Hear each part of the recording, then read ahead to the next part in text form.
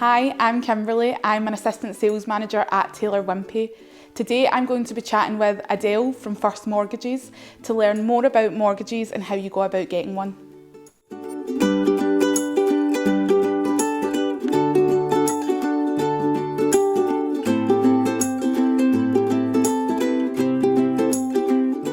Adele, thank you so much for joining me today to discuss all things mortgages. No problem at all, Kimberly. Thank you for having me.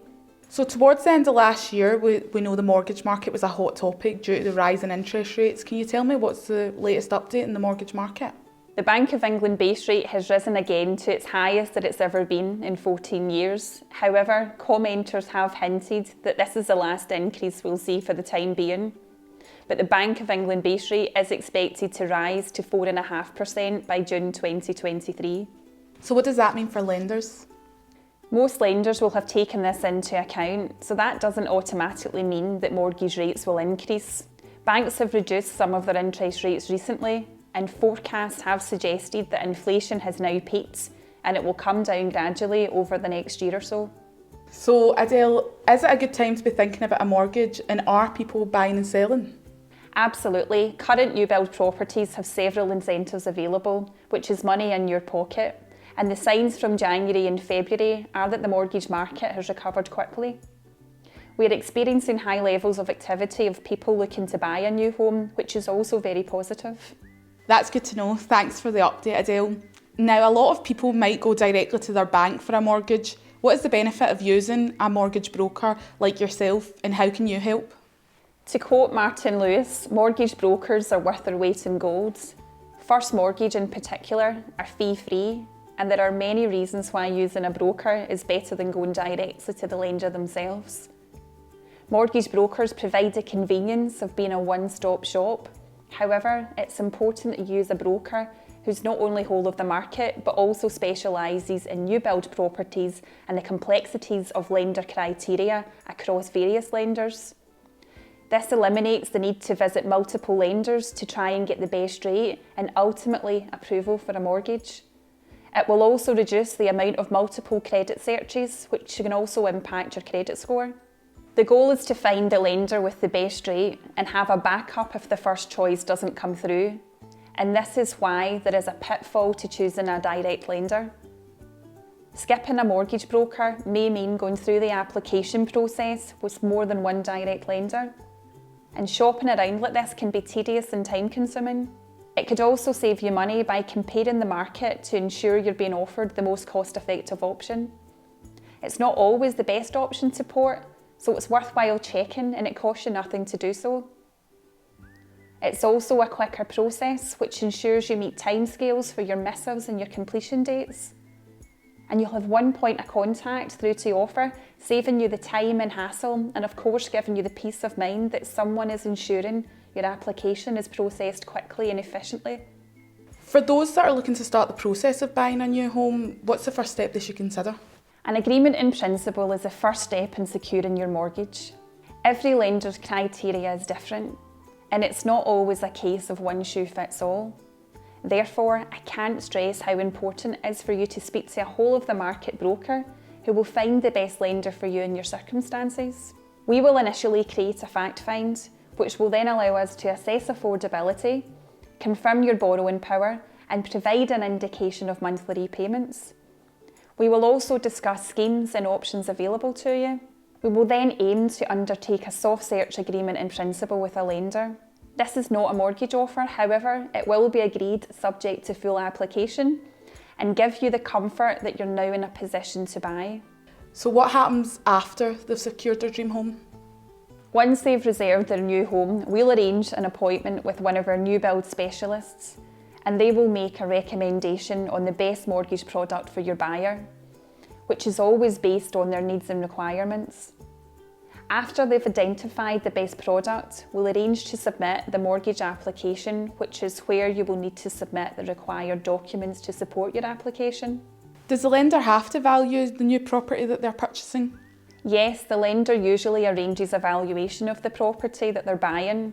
These sometimes are up to a cost of £500, but valuations are often free as part of the mortgage product. What happens after the valuation? Well, the ultimate goal is to get a mortgage offer on the new home. And usually this can take up to around 3 weeks from mortgage application to offer. But this can be dependent on the circumstances and the lender. A lot of first-time buyers seem quite daunted by the process of mortgages and try to find what's right for them. What kind of support's available for first-time buyers? There are several options out there to help support first-time buyers get on the property ladder. For example, there are 95% mortgages, which is perfect for those with a 5% deposit, which is the minimum deposit required for all lenders. Are there any government schemes that first-time buyers can take advantage of?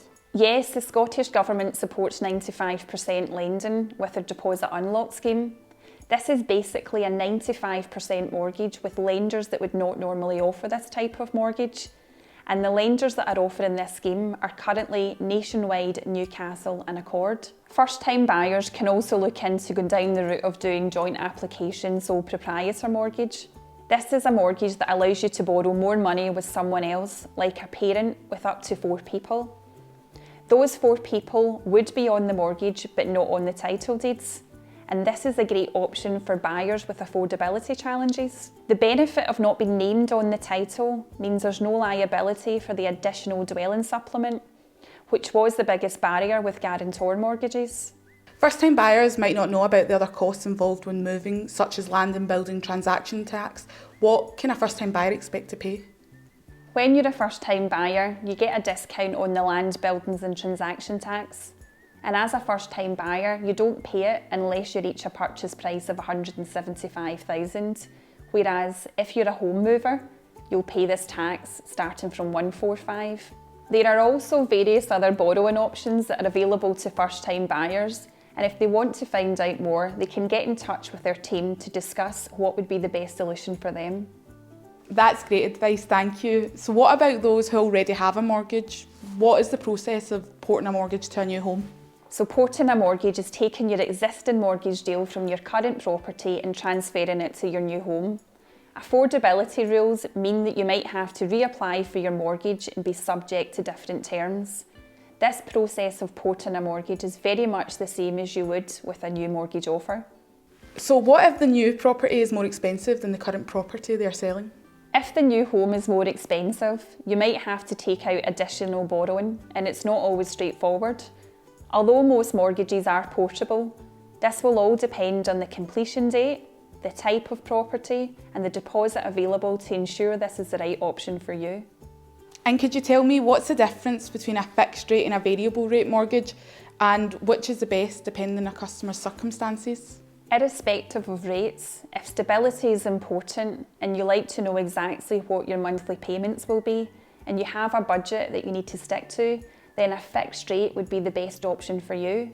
However, if your budget allows you to take a risk and you can afford for payments to increase, should rates rise, then you might want to consider a variable rate. The recommendation will be based on your priorities at the time of mortgage application. As we know, interest rates and mortgages were front and centre in the news at the end of last year, and unsurprisingly, as were energy prices, as we've seen them soar. The House Building Federation has reported that a new build home can save you on average approximately £2,600 a year if you buy a new built home. But are there any mortgage options out there that would be beneficial to someone who's purchasing an energy efficient home? There is, and they're called green mortgages. These mortgages are designed to encourage home buyers to think of the environmental impact of your home.